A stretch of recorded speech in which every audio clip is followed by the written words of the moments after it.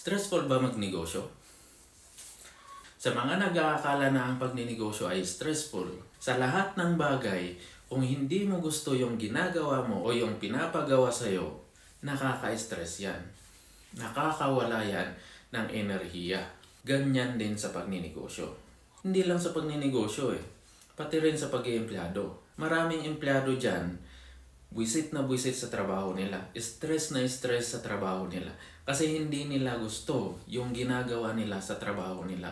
Hindi nila gusto yung line of job na pinasok nila. Napilitan lang sila doon dahil kailangan lang nila ng pera.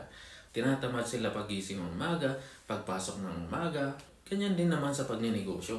Kung pinapasok mo ang pagninegosyo dahil lang gusto mo lang kumita ng pera, dahil lang nainganyo ka sa mga iba na nagninegosyo na pumaldo ng malaking pera, dahil lang nauto ka ng mga guro na nagsabing nakakayaman ang pagninegosyo, kaya pinasok mo ang pagninegosyo tapos ayaw mo rin naman pala yung trabaho bilang pagiging negosyante kasi ang daming ginagawa, ang daming iniisip, ang daming iniasikaso. Kahit sino may stress talaga dyan.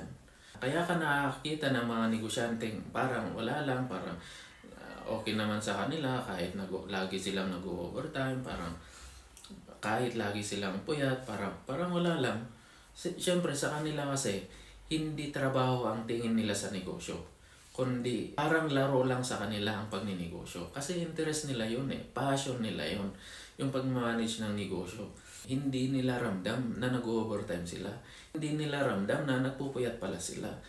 Kaya kung ikaw, ang tingin mo doon ay overtime, ang tingin mo doon puyat, ang tingin mo doon trabaho na hindi bayad, employee mindset kasi yung ganon.